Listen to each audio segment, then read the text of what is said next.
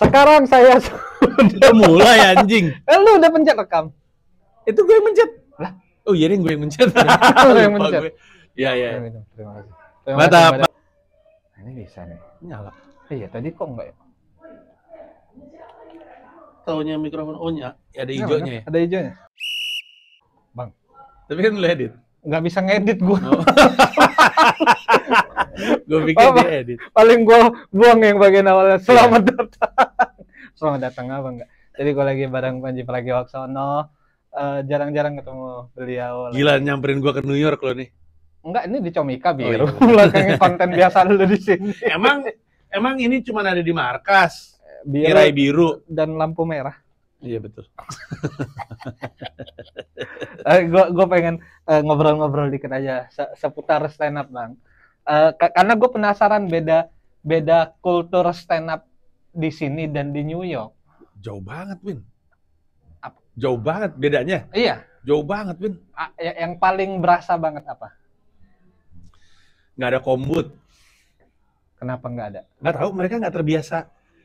Antara mereka nggak ngerasa butuh kombut, atau nggak ada yang mau bantu ngombut orang karena sibuk semua. Karena individualis sekali ya. Orang New York itu individualis sekali. Jadi gue ngurus urusan gue. Emang kurang guyup. Tapi mereka kadang-kadang ngobrol setelahnya. Tapi ketika keluar yang diobrolin bukan job, ngobrolin yang lain gitu. Tapi mereka berkegiatan. Maksud gue kan kalau kayak di stand up Indo nih, komunitas stand up Indo, kayak di Jakbar aja komunitas gue ya ragam profesinya gitu. Ada yang tukang ojek, ada yang pengangguran, ada yang karyawan, mahasiswa. Sama ragam juga. Ragam juga. Kebanyakan? Yang pasti lebih banyak orang kerja daripada orang kuliah. Di sana tuh gue cerita soal stand up Indo, gue cerita bahwa pelakunya banyak anak muda kan, banyak anak kuliah kan. Terus rata-rata nanya, apa yang diomongin? Gitu kayak kesannya, ngapain lu bocah-bocah stand up gitu? Nggak bohong, nggak bener. Lah? Iya bener. Lah, di sana dikit.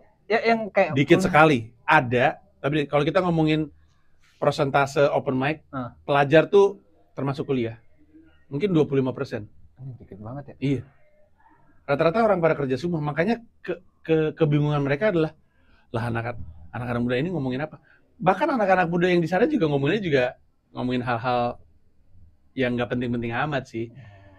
Susah sih. Ini juga salah satunya lagi. Di sini kebanyakan orang jadi stand up comedian kan karena senang bikin orang ketawa kan. Ya. Emang senang lucu aja. Ya. Lu seminggu aja sama gue, lu akan tahu bahwa kebanyakan orang di New York jadi komika karena stres. Bener nggak bohong gue. Stres semuanya. Makanya mereka bingung. Lah emang lu stand up ngomongin apa? Yang lu stresin apa gitu? Iya. Karena rata-rata di sana orang stres semua. Stres semua, Win. Kenapa bisa kebentuk habit orang stres malah stand up di sana? Karena di sana stand up yang mereka sering lihat memang berbasis keresahan. Lah, begitupun di sini kan sama aja. Iya, tapi kan kita bisa mencium di sini nggak resah-resah amat soal itu. Ngerti nggak maksud gue? Kalau di kita keresahannya itu apa ya yang gue resahkan? Kalau di sana tuh gue depresi gitu. Ini depresinya gue, jadi pembahasannya itu datang dari depresi gitu. Berat-berat dong. Berat-berat. Nggak ada yang tebakan, plesetan. Ada tapi dikit. Ada. Plesetan ada. Tapi dikit. Tapi rata-rata gitu yang diomongin itu adalah, ini juga rutin sekali. Lu datang ke open mic, lu sering banget. Gue baru aja ketemu sama terapis gue gitu. Atau ngomong gini, siapa di sini yang pergi ke terapis? Ya, tepuk tangan gitu. Jadi, atau gue banyak banget di sini orang stres gitu. Beneran deh. Gue ngomong sama mereka, tahu nggak di sini tuh banyak banget orang stres. Yang kayak Joker, lu nonton Joker nggak? Nonton Joker. Iya, orang-orang kayak gitu tuh banyak banget. Orang-orang kayak Joker itu kan Joker kan komedian yang tidak diterima masyarakat kan. Itu banyak banget di New York. Banyak banget yang kadang-kadang gue pikir nih kalau ada yang jahat sama nih orang jadi pembunuh. Anjing sekacau itu berarti. Banyak beneran nih, gue nggak bohong. Kadang-kadang pada nggak percaya, tapi kalau lu ada rezeki itu kesana seminggu ikutan open mic sama gue juga lu akan ngambil kesimpulan ini sama. Beneran nggak bohong gue. Banyak banget yang stres. Yang pengangguran nggak ada. Di sini kan di komunitas kan lumayan banyak nih pengangguran. Nggak ada karena untuk open mic lo mesti bayar kan. Tapi satu lagi tuh yang beda. Di sana open mic bayar. Seminimal-minimalnya beli minum satu. Berarti nggak ada kesempatan kayak di sini kan yang nganggur ada kesempatan open mic ya siapa tahu itu jalan hidupnya dia malah jadi penghasilan buat dia kan. Di sana nggak ada.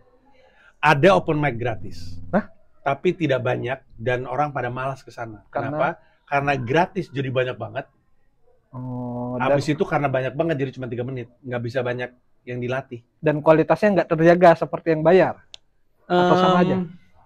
Sama aja sih, cuman intinya prosentasenya sama. Jadi kayak misalnya gini, kalau misalnya kita open mic, 50% lucu, 20% lumayan, 30% anyep. Nah, kalau 15 sama 30 persentasenya sama, kan angkanya jadi enak, banyak juga nih 30% dari 30 orang gitu. Nah, jadi gue pribadi jarang nyamperin open mic gratis karena gue tahu 3 menit nggak ada yang bisa dilatih. Iya, benar. Yeah. Apalagi main untuk storytelling kan agak panjang. Gue baru aja ngebahas, kan gue lagi nulis buku. Buku Pecahkan volume 2. Itu Pecahkan New York judulnya. Iya. Ngomongin soal gini nih, ngomongin di sana. Salah satunya yang gue tulis itu adalah untuk sementara waktu tinggalin storytelling. Nggak cukup. 5 menit nggak cukup storytelling. Makanya nggak ada yang storytelling. Ya tergantung kebutuhannya nggak sih? Masalahnya orang kalau open mic dipakai storytelling itu kan selalu lucu gede di belakang, di tengahnya have punch. Ya. Nah, ada kebutuhan untuk dar-dar-dor dari awal kan, makanya mereka jadi rada enggan pakai beat storytelling. Ya. Makanya langsung setup punch biar langsung kena. Pendek-pendek di situ. Wah, gua nggak bisa berarti. Gue tuh terakhir gua juga pikir nggak bisa, Win. Sekali open mic 20 menit minimal. Lah kan gue gimana? Makanya gue susah banget di situ beradaptasi. Gue bilang gue susah banget karena gue biasanya panjang-panjang banget. Itu yang berbayar dijatain juga berapa menit?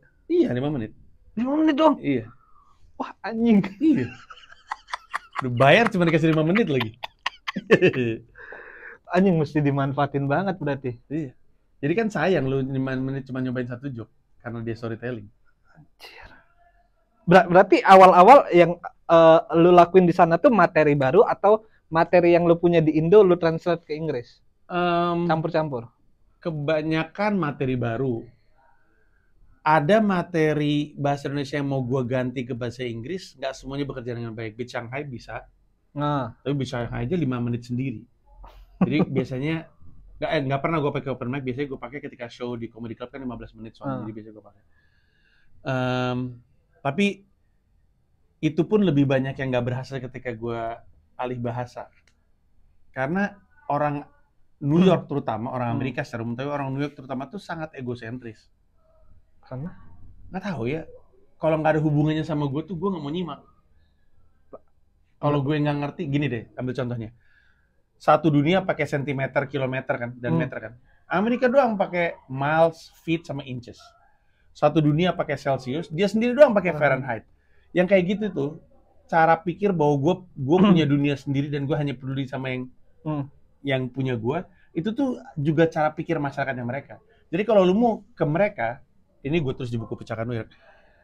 Yang pertama lu mesti establish adalah lu mesti bikin mereka mau perhatiin. Dari premisnya berarti jelas, harus betul. Jelas. Setelah mereka merhatiin, lu harus bikin mereka nemu relatability-nya. Sehingga mereka ketawa. Kalau lu nggak berhasil bikin mereka merhatiin, udah pasti nggak akan ketawa. Setelah mereka merhatiin pun, pertanyaan berikutnya adalah, oke, sekarang gimana cara bikin mereka ketawa? Yeah.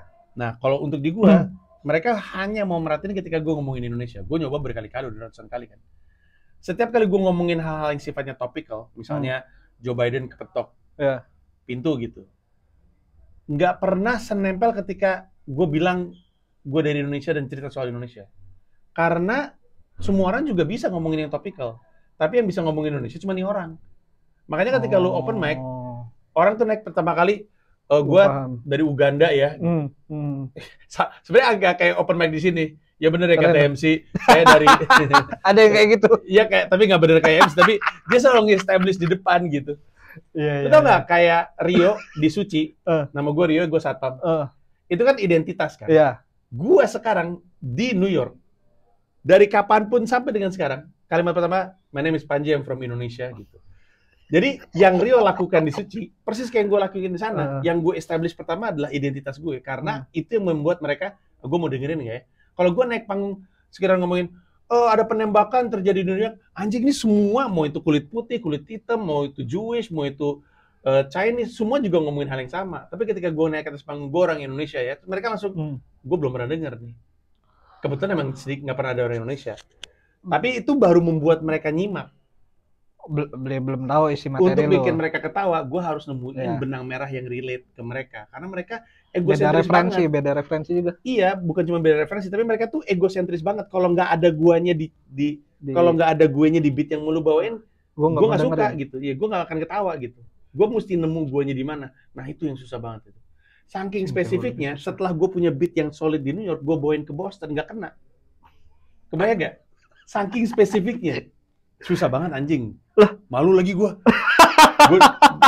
Gue di lapangan stand up-nya. Di Boston ada namanya Copley Square. Itu. Jadi kayak alun-alun, outdoor. Udah gitu nggak kena lagi. Malu banget gue. Oh yang Orang-orang di bule ngeliatin. panggung lumayan gede itu yang Iya. penontonnya berdiri. Iya. Oh, gue lihat itu. Iya. Malu banget gue. Berarti kalau lu bilang penonton cuma mau dengerin apa yang mereka pengen denger, kalau mereka ada terlibat lah, ini yang ngerasa ada di beat itu, berarti bukan cuma lu dong komik yang kayak gua Panji, gua dari Indonesia, ada beberapa komik yang kayak Iya, gitu. semuanya kayak gitu. Tapi beda-beda omongan gitu. Ada yang gue orang Filipina, gue orang Malaysia. Ada yang ini paling aneh. Bapak gue Jerman, ibu gue Yahudi. Itu aneh banget loh. Kan Jerman bunuh-bunuhin Yahudi ya. Jadi ketika ada komika, nama gue ini, bapak gue Jerman, ibu gue Yahudi, penonton langsung, gitu. Terus ini ada satu lagi, ada namanya Santi, cowok, tapi namanya Santi. Dia selalu ngebuka dengan gini, gue lupa nih persisnya seperti apa, tapi kalau nggak salah, ibu gue Spanish, bapak gue Chinese. Terus udah gitu joke berikutnya, tapi kenapa muka gue kayak ibu-ibu Korea ya gitu. Jadi dia langsung buka dengan, halo saya Santi, bapak saya Chinese, ibu saya Spanish, tapi kenapa muka saya kayak ibu-ibu Korea? Itu tuh dia ngebuka pertama dengan sesuatu yang membuat orang mau merhatiin. Anjing aneh banget Spanish sama Chinese gitu.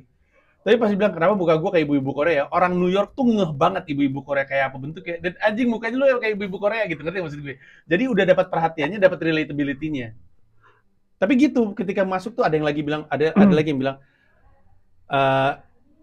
gue seorang transgender, atau gue adalah LGBT, pronouns gue adalah them. Itu banyak banget yang kayak gitu-gitu.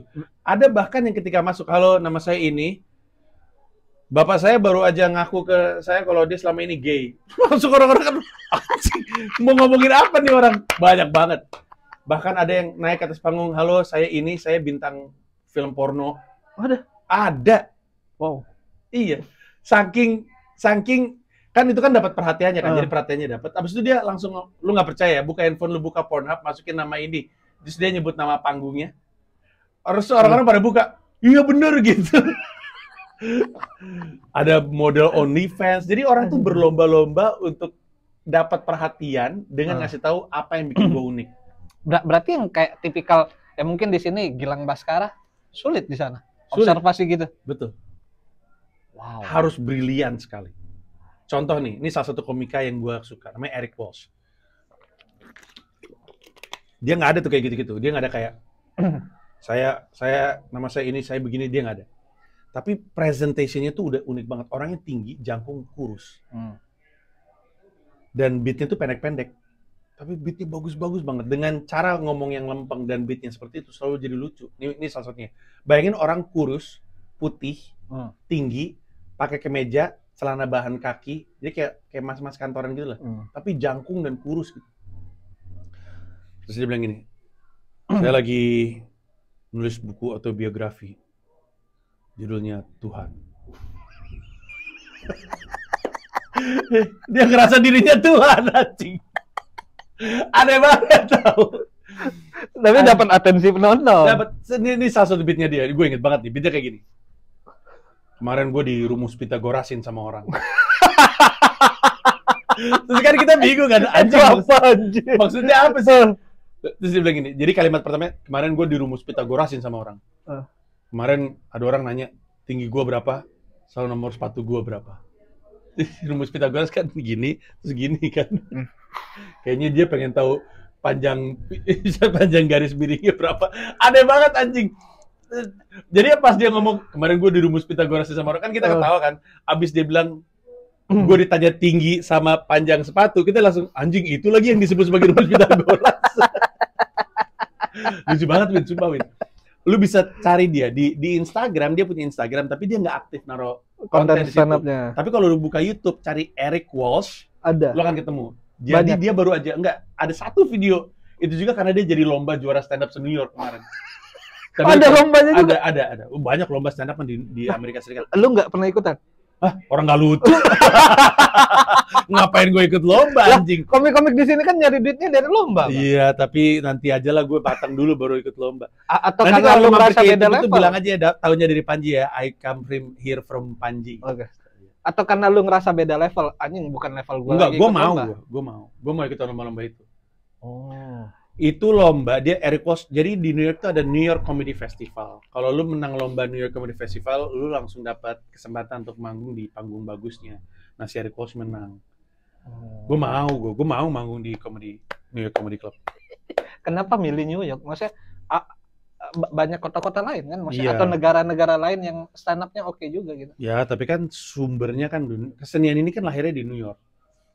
Plus New York dibanding semua kota di Amerika Serikat emang paling gede skena stand up komedinya. Comedy club-nya aja ada 30. LA aja nggak nyampe 10. Jauh banget, men. Sehingga jumlah stage time-nya ya kesempatan untuk manggung itu jauh lebih luas gitu. Kita mah nyari tempat yang paling banyak stand up-nya aja, orang open mic bisa sampai 20-30 sehari. Di LA nggak segitu.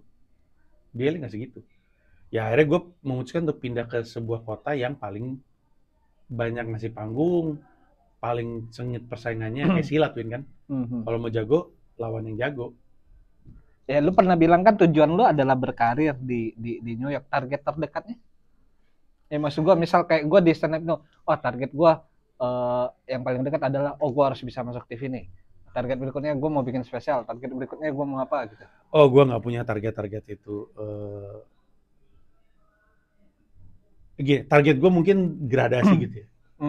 Target pertama itu diajak lebih banyak di acara stand up-nya komika. Jadi ada 2 jenis acara stand up di New York. Namanya alternative rooms sama comedy clubs. Artinya ada job comedy club sama ada job alternative room. Alternative room itu semua job stand up yang tidak di comedy club. Jadi di kafe, di bar, di toko buku, toko komik itu namanya alternative rooms. Terus? Alternative rooms itu dikelola sama komedian. Jadi nyaris semua komedian tuh punya show. Termasuk yang nggak lucu anjing. Iya bener, gak bohong gue. Yang nggak lucu itu punya show sendiri. Biasanya bulanan. Sejam? 2 jam. Tapi sendiri? Oh enggak. Oh ramean. Dia yang nge-host. Gitu. Dia yang nge-host, terus dia ngajak orang-orang. Ya, paham. Nah, karena nembus comedy club itu nggak jelas banget. Karena kalau bilang susah, sebenarnya untuk beberapa orang juga nggak susah. Ada yang baru bentar stand up tiba-tiba nembus comedy club. Ada yang udah lama banget nggak tembus-tembus. Ada orang yang lucu banget nggak tembus-tembus. Ada orang yang, perasaan gue biasa aja kenapa ditembus gitu. Jadi job untuk bisa nembus comedy club itu nggak jelas banget. Jadi orang lebih banyak berharap dari alternative rooms ini. Alternative rooms ini yang ngelola komedian. Nah, jadi target gue diundang di lebih banyak alternative rooms. Target berikutnya adalah bikin 30 minute special. Di Amerika Serikat tuh kulturnya sebelum bikin special, bikin 30 minute special. Jadi spesial, tapi cuma 30 menit. Biasanya mereka taruh di Comedy Central atau di YouTube-nya mereka sendiri. Supaya ketika ternyata lucu dan banyak penonton, ini yang akan disodorin ke Netflix atau ke Hulu atau ke Prime Videos. Lihat nih 30 minute special gue kayak gini. Ini joke gue kayak gini, lihat gue bisa punya penonton seperti ini. Mau ngerjain Netflix special gue nggak gitu? Lu belum? Belum. Akan, soon. Win, gue kan udah mulai sering diundang di alternative room. Gue cuma punya set 15 menit. Itu mulai gue pakai Win. Lah, pola lu di sini 1 hari 1 beat nggak kepake di sana? Banyak beat, tapi nggak semuanya. Kan lu milih yang paling bagus lah. Karena lu pengen yang nonton suka sama lu supaya follow lu dan komika yang ngajak lu lagi, atau komika yang satu line up yang punya alternative rooms shows ngajak lu. Nah, yang gue pede untuk gue showcase tuh 15 menit ini. Ya, maksud gue semenyulitkan itu kan nulis materi aja. Nah, buat gue iya, tapi bisa jadi untuk orang lain enggak. Mesti disadarin, makin matang lu jadi komika, makin susah lu berubah lu. Iya. Jadi kayaknya kendala gue doang. Misalnya nih, ini misalnya ya. Misalnya Duto Triaji berangkat ke New York, bisa jadi dia lebih mudah untuk adaptasi. Oh. Ini gaya stand up gue ini kan udah kebentuk dari 2001. Ya. Dari gue siaran radio, terus akumulasi jadi kayak gini. Jadi mungkin untuk gue susah banget untuk mengubah format gue. Orang lain enggak. Nah, untuk gue susah. Plus gini, ketika kesana, gue pernah bilang, kalau nggak salah gue bilang sama Marcel. Gue bilang, Sel, lu kalau misalkan ke New York, lebih cepat, bisa jadi lebih cepat. Karena lu tahu identitas lu siapa gitu. Misalkan lu bilang, lu orang Indonesia miskin gitu misalnya. Udah jadi lu. Gue kan mesti mikir, gue nih siapa? Identitas gue nih apa nih gitu. Gue nih siapa gitu. Dibilang, karena salah satu yang orang bingungin dari gue adalah, tadi lu bilang dari mana? Dari Indonesia.